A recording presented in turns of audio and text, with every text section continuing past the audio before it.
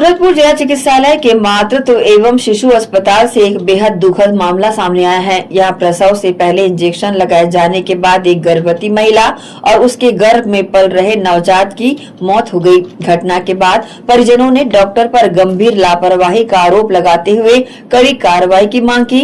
मामले की संवेदनशीलता को देखते हुए सीएचएमओ डॉक्टर के.डी. पैकरा ने 5 सदस्यीय जाँच समिति का गठन कर दिया है। गर्भवती मृतका के पति सूरज मानिकपुरी ने आरोप लगाया है कि अस्पताल की डॉक्टर गरिमा की घोर लापरवाही के कारण उनकी पत्नी और अजन्मे बच्चे की मौत हुई है। पीड़ित परिवार अब संबंधित डॉक्टर के खिलाफ कड़ी कार्रवाई की मांग कर रहा है। जिला अस्पताल सूरजपुर के सीएमएचओ डॉक्टर के.डी. पैकरा ने मामले की जांच के लिए 5 सदस्यीय टीम गठन किया है। ये टीम पूरे घटनाक्रम और उपचार संबंधी दस्तावेजों की जाँच कर अपनी विस्तृत रिपोर्ट सौंपेगी। सीएचएमओ के अनुसार पोस्टमार्टम रिपोर्ट और जांच दल की रिपोर्ट के आधार पर जो भी तथ्य सामने आएंगे उसी के अनुसार दोषियों के खिलाफ कार्रवाई की जाएगी। इतने बड़े घटना के बाद एक महिला की मृत्यु और साथ में उसके 9 महीने का गर्भ और दो मृत्यु के बाद मेरे को बड़ा दर्द हुआ इस बात के लिए कि आपकी गाड़ी सीधे कार्यालय में न रुक करके उस घटना स्थल पर रुकना चाहिए था जहाँ पर इतनी बड़ी पीड़ा हुई है।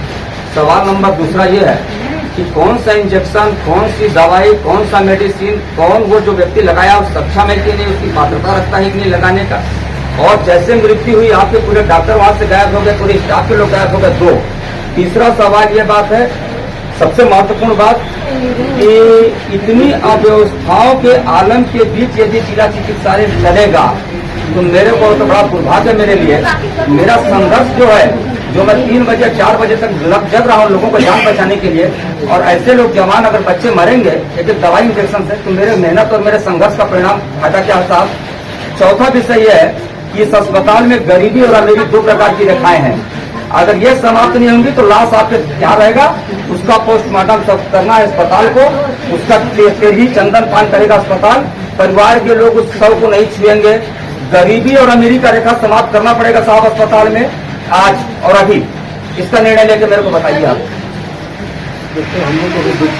दुख नहीं, उस बात का नहीं, मैं ये बोल रहा हूँ कि किसी भी व्यक्ति जिसके पास ज्यादा पैसा हो, जिसके पास राजनीतिक दबाव ज्यादा हो, जिसका पहुंच ज्यादा हो, उसके इलाज में और गरीबों के इलाज में ये 2 प्रकार का वो कानून व्यवस्था अगर इस अस्पताल में चलेगा साहब तो बहुत बड़ा दुर्भाग्य है।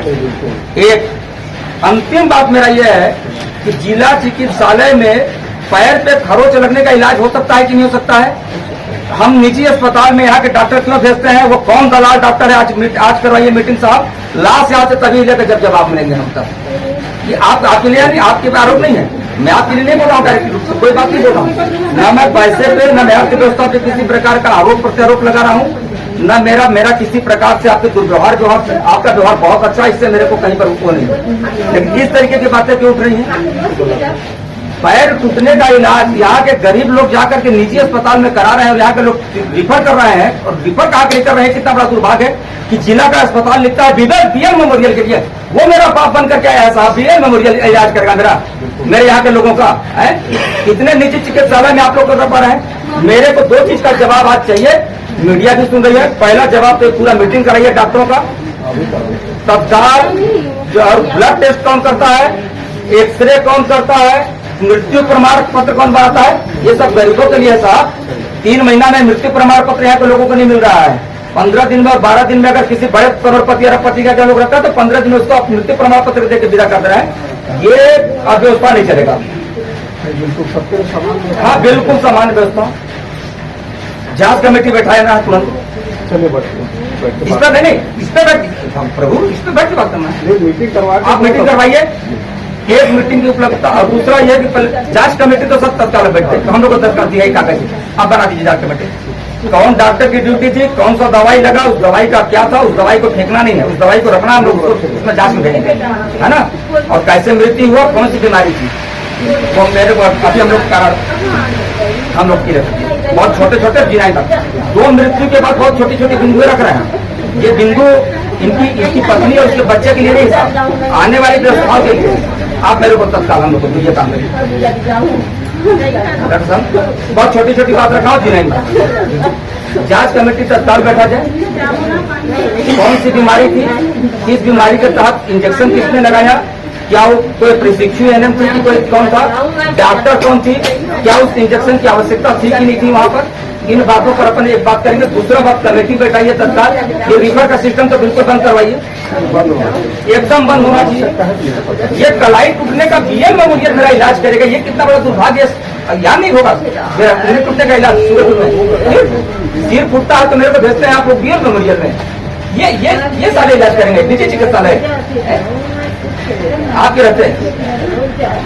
जांच कमेटी बैठाए, जांच कमेटी बैठाने के बाद जितनी भी व्यवस्थाएं तत्काल परिवार के लिए हो सकता है उसके, और ये बहुत बड़ा दुर्भाग्य है डॉक्टर साहब, बहुत बड़ा दुर्भाग्य है इनको। ये तो बोल रहा हूँ, कानून व्यवस्थाएं दो प्रकार की है, ये गरीब की व्यवस्था अलग है, अमीर की अलग है, हम जैसे नेपाल की व्यवस्था अलग है, सब अलग अलग चीज है। एक डॉक्टर इसके ग्रुप के साथ खड़ा नहीं पाया इस अस्पताल में, कितना बड़ा दुर्भाग्य है।